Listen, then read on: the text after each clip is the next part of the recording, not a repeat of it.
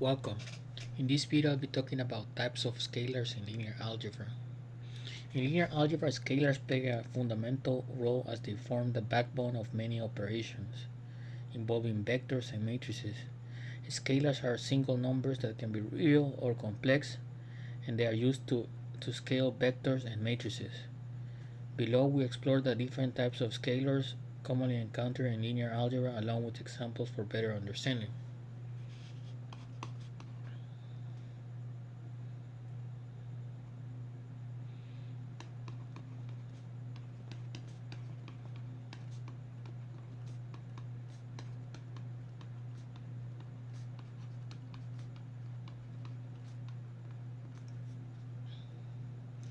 So first, the most common. Okay, so we're gonna do real scalars. Real scalars are simply real numbers. They can be positive, negative, or zero. Real scalars are frequently used in everyday applications of linear algebra, such as physics and engineering.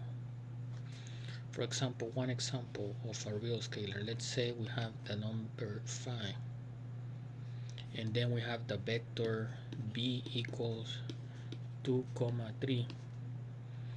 Then what we need to do is we scale we scale the vector by the scalar 5. So what we do is we do 5b is equal to 5 5 2 3, and that's equal to 10 15.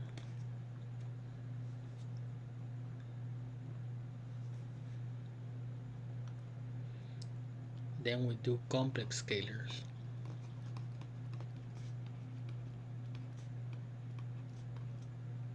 Complex scalars are numbers that have both a real part and an imaginary part.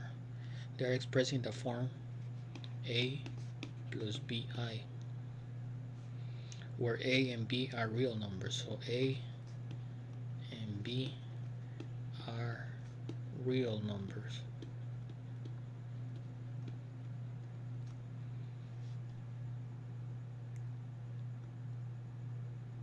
And I is the imaginary unit with the property I squared equals negative 1. So I is the imaginary unit.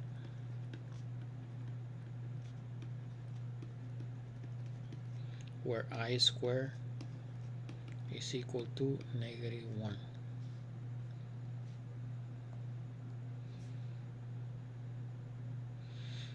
Let me give you one example. Okay, in this case I'm not gonna solve it because it's so basically when you multiply a scalar, a complex scalar and a vector, you're gonna get a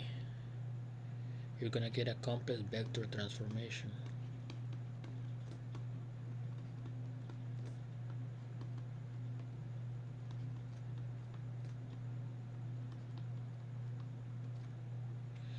So let's say you have 3 plus 4i as your scalar, and then you have your vector b equals to 1 negative 1.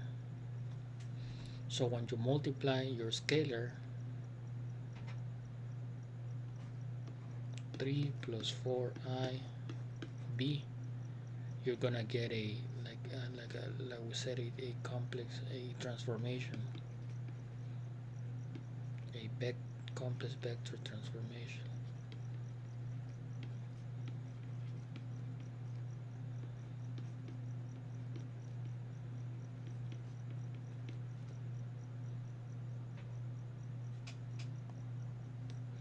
Now we'll do rational scalars.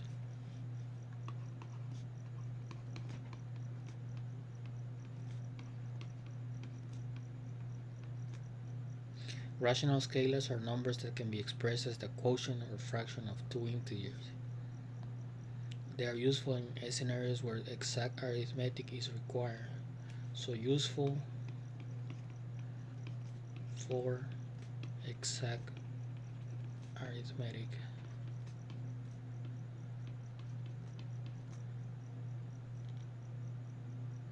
So let me give you one example. Let's say the scalar is 3/4 and we have the vector 4 8. Then let's do the vector, the scaling. Okay, so we do 3 4 b, that's equal to 3 4 4a, which is equal to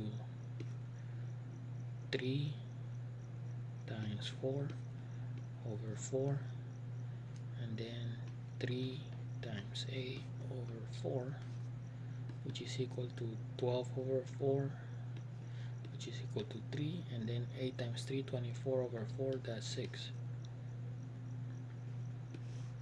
So that's your scaling, 3, 6. Let's go to the last type I'm going to talk today, integer scalars.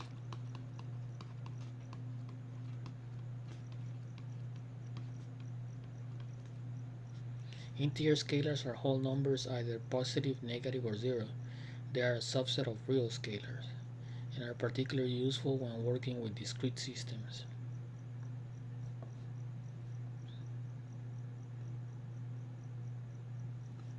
So they are useful for discrete systems.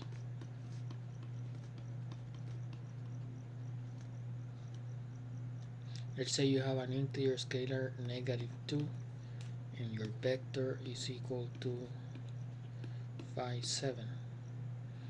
Then negative 2b is equal to negative 2 times 5, and then negative 2 times 7, which is equal to negative 10 comma negative 14.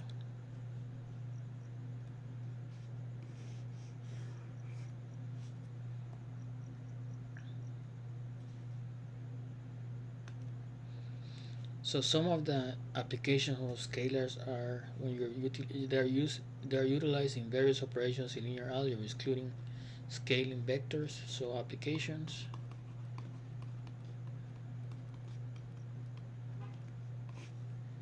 scaling vectors,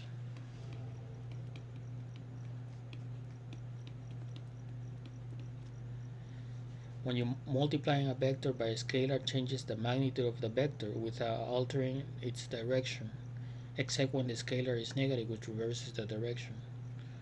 So multiplying a vector by a scalar changes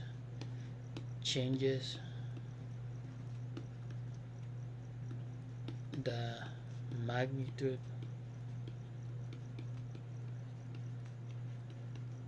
of the vector.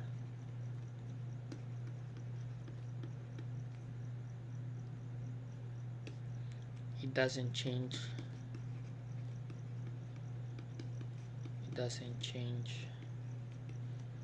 the direction.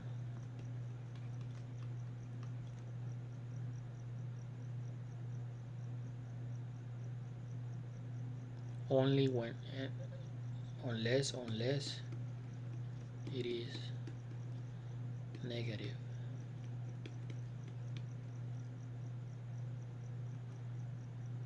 And then another application is matrix multiplication.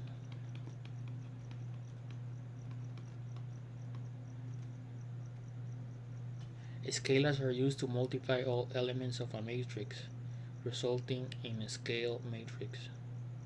So you multiply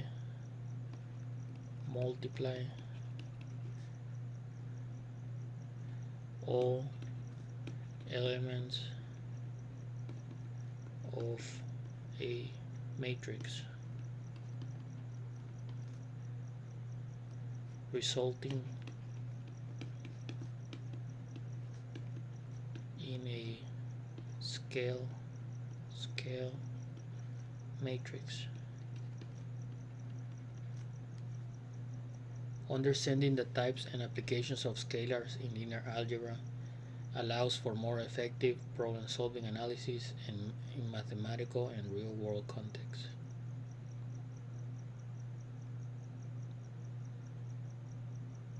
So they are used for problem solving,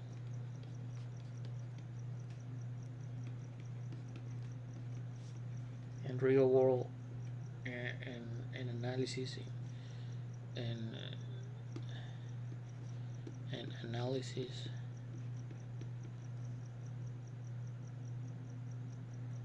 in real world context.